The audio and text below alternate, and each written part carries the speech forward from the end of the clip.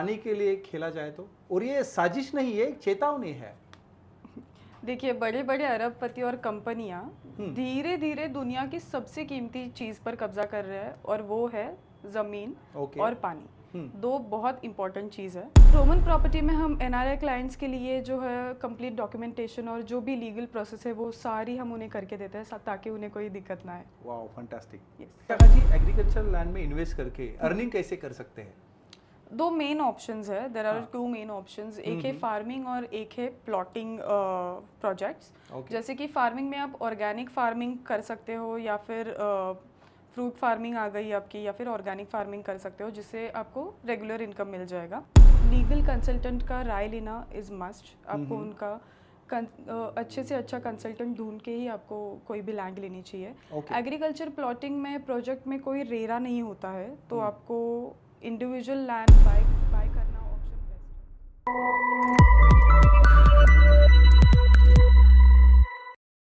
नमस्कार दोस्तों, कोच किरण Patil podcast show में आपका स्वागत है। दोस्तों, आज हम ऐसे टॉपिक के ऊपर बात करने वाले हैं, लैंड एक्विजिशन। और हमारे साथ है आज miss Vishakha ji, consultant of Roman properties. दोस्तों, ये आज का बहुत बेहतरीन टॉपिक है, और पहले ही अपन ये लैंड एक्विजिशन के ऊपर अपन ले रहे हैं। विशाखा मैम, तहे दिल से आपका स्वागत है कोच किरण पाटिल पॉडकास्ट शो में। Thank you so much. बहुत अच्छा लग रहा है आज लैंड इन्वेस्टमेंट और एग्रीकल्चर लैंड जैसे इंटरेस्टिंग टॉपिक पे बात करने के लिए। विशाखा जी, इंडिया में कौन कौन लैंड में इन्वेस्टमेंट कर सकते हैं? क्या एनआरआई लोग भी लैंड में इन्वेस्टमेंट कर सकते हैं? बहुत अच्छा सवाल है। देखिए, डायरेक्टली इंडिया में एनआरआई लोग जो है वो डायरेक्टली लैंड नहीं खरीद सकते, but if they have any of their family members, जैसे कि उनके पेरेंट्स है, उनकी वाइफ है, या ब्रदर या सिस्टर जो भी इंडिया में रहते हैं, वो उनके थ्रू यानी कि उनके नाम पे लैंड खरीद सकते हैं। Wow, fantastic. यस। सो रोमन प्रॉपर्टी में हम एनआरआई क्लाइंट्स के लिए जो है कंप्लीट डॉक्यूमेंटेशन और जो भी लीगल प्रोसेस है वो सारी हम उन्हें करके देते हैं ताकि उन्हें कोई दिक्कत ना आए। Wow, fantastic. यस। क्या एक्विजिशन में क्या क्या प्रॉब्लम्स आते हैं और उसके सॉल्यूशंस क्या क्या है? So land acquisition, this is a very good question once again, and land acquisition में सबसे बड़ी प्रॉब्लम आती है वो है कि land clearance, then zoning issue and proper road connectivity जो है वो एक मेन इशू है वहाँ पर। कई बार क्या होता है, लोग बिना वेरिफिकेशन के लैंड ले लेते हैं, लैंड खरीद लेते हैं, एंड आफ्टरवर्ड्स उन्हें पता चलता है कि वो लैंड खरीदने के बाद उन्हें पता चलता है कि अरे ये तो लैंड हमारी किसी डिस्प्यूट में या फिर सेंसिटिव जोन में आती है। Vishakha ji, project land bye करते वक्त क्या क्या चेक करना चाहिए और उसके सॉल्यूशंस क्या है? इसका सोल्यूशन बहुत सिंपल है। देखिए, हमेशा सर्टिफाइड कंसल्टेंट के थ्रू ही काम करें। रोमन प्रॉपर्टी में हम लैंड क्लियरेंस, जोन इशू जो होता है, प्रॉपर रोड कनेक्टिविटी देख के ही हम सजेस्ट करते हैं बाय करने के लिए। Very nice. Yes. Vishakha ji, बहुत लोग प्रोजेक्ट के नाम पे इन्वेस्ट करते हैं, प्रोजेक्ट बाय करते हैं, लेकिन बाद में वो रिग्रेट करते हैं। तो इसके लिए क्या क्या चेक करना चाहिए, सॉल्यूशन क्या है? So the solution is, first of all आपको सबसे पहले तो लोकल मार्केट का रेट निकालना चाहिए, देन आपको लैंड बाय करनी चाहिए, दैट इज़ वेरी इंपॉर्टेंट। अच्छा। सेकेंड, प्रोजेक्ट रेट जो है वो है 200 से 150 रुपीज़ पर स्क्वायर फीट, जो भी लैंड आप बाय करते हो उसका। बट सेम एरिया अगर आप किसी लोकल ओनर से या फिर कोई भी जो कि फार्मर है उनसे आप लेने को जाते हो, तो देन यू गेट वेरी कम रेट में आपको लैंड मिल जाती है। अच्छा। 80 to 120 रुपीज़ पर स्क्वायर फीट में मिल जाती है। एंड ऑल्सो आपको एक लीगल कंसल्टेंट का राय लेना इज़ मस्ट। आपको उनका अच्छे से अच्छा कंसल्टेंट ढूंढ के ही आपको कोई भी लैंड लेनी चाहिए। एग्रीकल्चर प्लॉटिंग में प्रोजेक्ट में कोई रेरा नहीं होता है, तो आपको इंडिविजुअल लैंड बाय करना ऑप्शन बेस्ट है, एंड आपका पैसा भी बचेगा, आपका कॉस्ट भी बचेगा, आपको रिटर्न भी अच्छा हाई रहेगा। सेकेंडली, रोमन प्रॉपर्टी में हम हर क्लाइंट को राय देते हैं कि सारी डिटेल मिलने के बाद ही हम उनको सजेस्ट करते हैं जो भी लैंड बाय करनी है उसके लिए। इसीलिए तो रोमन प्रॉपर्टी एक ब्रांड की मार्फत बन गया है। Yes yes. और बहुत कम समय में रोमन प्रॉपर्टी एक ट्रस्ट बिल्ड हो गया। Yes yes.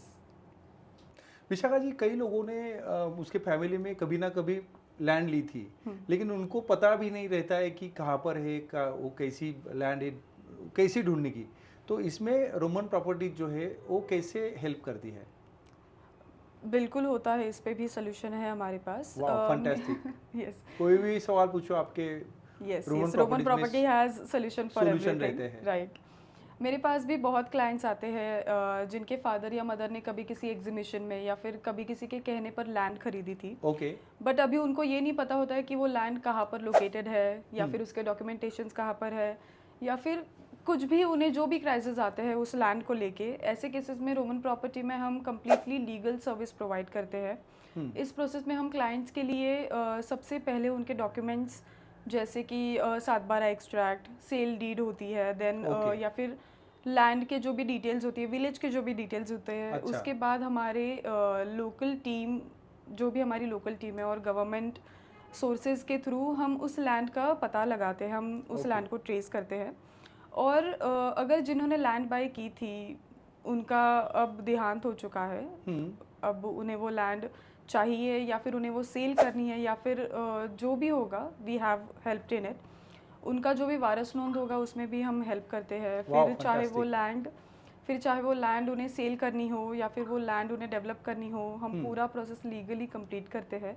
ऐसे हमने इंडिया में ही नहीं बल्कि जो भी इंडिया के बाहर लोग रहते हैं, एनआरआई लोग हैं जिनकी लैंड फंस गई है या फिर उन्हें पता नहीं है उनकी लैंड कहाँ पर लोकेटेड है, हमने उन्हें भी हेल्प की है। वाह, फैंटास्टिक। यस। अब ये बताइए, प्रोजेक्ट में लैंड करना, बाय करना सही रहेगा या इंडिविजुअल बाय करना सही रहेगा? इंडिविजुअल लैंड बाय करने के फ़ायदे ज़्यादा होते हैं। Okay. आपके पास फुल ओनरशिप होती है, आप फार्मिंग कर सकते हो या फ्यूचर में उसको प्लॉट करके रीसेल भी कर सकते हो। प्रोजेक्ट के लैंड में रेस्ट्रिक्शन होते हैं और प्राइस भी थोड़ी इन्फ्लेटेड होती है। हेंस अगर आपको लॉन्ग टर्म ग्रोथ चाहिए तो individual land buying is, I would suggest. Fantastic. Yes, that is the best option, I would really suggest. Shakha ji, agriculture land में इन्वेस्ट करके अर्निंग कैसे कर सकते हैं? दो मेन ऑप्शंस है, there are two main options. एक है फार्मिंग और एक है प्लॉटिंग प्रोजेक्ट्स। जैसे कि फार्मिंग में आप ऑर्गेनिक फार्मिंग कर सकते हो या फिर फ्रूट फार्मिंग आ गई आपकी, या फिर ऑर्गेनिक फार्मिंग कर सकते हो जिससे आपको रेगुलर इनकम मिल जाएगा। अच्छा। प्लॉटिंग प्रोजेक्ट में आप लार्ज लैंड लेके उसे डेवलप करके छोटे छोटे प्लॉट्स में डिवाइड कर सकते हो, जिससे हाई रिटर्न्स आते हैं, हाई रिटर्न्स मिलते हैं आपको। रोमन प्रॉपर्टी ऐसे क्लाइंट्स को एंड टू एंड सपोर्ट करता है, एंड टू एंड सपोर्ट देता है, लैंड बाइंग से लेकर लीगल डेवलपमेंट तक का। बल्क लैंड बाइंग के क्या क्या बेनिफिट्स होते हैं? एग्रीकल्चर रॉ लैंड में ईयरली आरओआई है 10 to 12%। अच्छा। और इंडिया में, बट आप किसी प्रोजेक्ट में लैंड बाइंग करते हो तो ऑलरेडी हायर रेट ने बाय होती है, तो उतना मार्केट रेट अचीव करने के लिए आपको प्रोजेक्ट लैंड को 5 ईयर तक होल्ड पे रखना पड़ता है। ओके। एंड उसके वजह से आपको रिटर्न जो है वो बहुत लो मिलते हैं उसमें। एंड इफ़ आप रॉ लैंड लेकर प्रोजेक्ट डेवलप करते हो तो आपको उससे 5 to 10% रिटर्न पॉसिबल होता है। अच्छा। तो आपको खुद समझ जाना चाहिए कि ओवर कॉस्ट बाइंग बेटर होगी या आफ्टर एवरेज बाइंग आपको अच्छी होगी, इसलिए। अच्छा। एग्जाम्पल, हमारे एक क्लाइंट थे जिन्होंने 2015 में एक लैंड बाय की थी 20 एकड़ की, जिसका रेट था 15 लाख पर एकड़। बट अच्छा। आज अगर उस एरिया की प्राइस हम देखने जाए तो आज उस एरिया की प्राइस है 70 लाख पर एकड़। वाओ, यस इतनी ग्रोथ रहती है? यस, बहुत लैंड में बहुत ग्रोथ होती है। सोचिए, अगर अगला वर्ल्ड वॉर जो है वो तेल के लिए नहीं, पानी के लिए खेला जाए तो? और ये साजिश नहीं है, एक चेतावनी है। देखिए, बड़े बड़े अरबपति और कंपनियां धीरे धीरे दुनिया की सबसे कीमती चीज पर कब्जा कर रहे हैं, और वो है जमीन और पानी। दो बहुत इंपॉर्टेंट चीज है और बहुत ही कीमती चीज है, और ये जंग अब दूर नहीं है, हमारे आसपास ही शुरू होने वाली। अच्छा विशाखा जी, आज के सिचुएशन जो है तो महाराष्ट्र के कौन से रीजन में इन्वेस्टमेंट बेटर रहेगी जिससे काफ़ी अच्छे रिटर्न्स आएंगे? राइट। मेरा ये सजेशन होगा कि कोकन रीजन में खरीदिए, जहाँ road, sea, railway and airport से सारी तरफ से कनेक्टिविटी बहुत ही औसम है। देन वहाँ पे जो एरिया है, मैं हर मॉनसून में उस एरिया में हर मॉनसून में रेन भी बहुत अच्छा रहता है, मतलब बारिश भी बहुत अच्छी खासी होती है। आपको इधर सब चीज़ पॉसिबल है जो आने वाले टाइम में आपको रिक्वायर्ड होगी। Wow, very nice. तो कोकन ही क्यों? Nice question again. The palatial farms, मतलब ये सिर्फ फार्म हाउस ही नहीं, ये एक फोर्टेज है, एक पैराडाइज है, जहाँ नेचर, लग्जरी और सिक्योरिटी तीनों एक साथ मिलता है। Okay, peace of mind. Yes. Wow, fantastic. मैं भी यहाँ पे जरूर एक फार्म हाउस लूँगा अभी। For sure. लेकिन डिस्काउंट देना। Sure sure. Vishakha ji, thank you very much. आपने बोला कि कोकन में जो है वहाँ पे वो रीजन पे इन्वेस्टमेंट करना चाहिए, लेकिन Right. कोकन में भी काफ़ी बड़ा है कोकन, तो वहाँ पे कौन से ऐसे लोकेशंस है जहाँ पे नेचर अच्छा है, आरओआई ज़्यादा आएगा, और ऐसे लोकेशन कौन से हैं? सो महाराष्ट्र का कोकण रीजन मतलब जैसे कि रायगढ़, मानगांव, रोहा, महाड़, Wow. या एक्सप्रेसवे, रेल कनेक्टिविटी और कोस्टल रूट का मैसिव डेवलपमेंट चल रहा है। आने वाले 5-10 साल में ये एरिया महाराष्ट्र का नेक्स्ट बिग इन्वेस्टमेंट जोन बनने वाला है। Wow, fantastic. अक्सर लोग पूछते हैं कि 1 एकड़ जमीन में खेती करने के लिए कितना पानी और फर्टिलाइजर लगता है, और क्या इन्वेस्टमेंट के हिसाब से सही रहता है? बहुत अच्छा सवाल है। देखिए, 1 एकड़ जमीन के लिए पानी और फर्टिलाइजर की जरूरत क्रॉप पर डिपेंड करती है, लेकिन अगर आप बेसिक लेवल की ऑर्गेनिक या सीजनल खेती करते हैं तो ड्रिप इरिगेशन सिस्टम से लगभग 8,000 से 10,000 लीटर पानी रोजाना काफी होता है। फर्टिलाइजर की बात करें तो केमिकल की जगह नेचुरल फर्टिलाइजर इस्तेमाल करें तो कॉस्ट बहुत कम आती है और जमीन की क्वालिटी भी बढ़ती है। 1 एकड़ खेती में एवरेज 10 to 12,000 रुपीज सालाना फर्टिलाइजर का खर्चा आता है। अब इसका फायदा क्या है?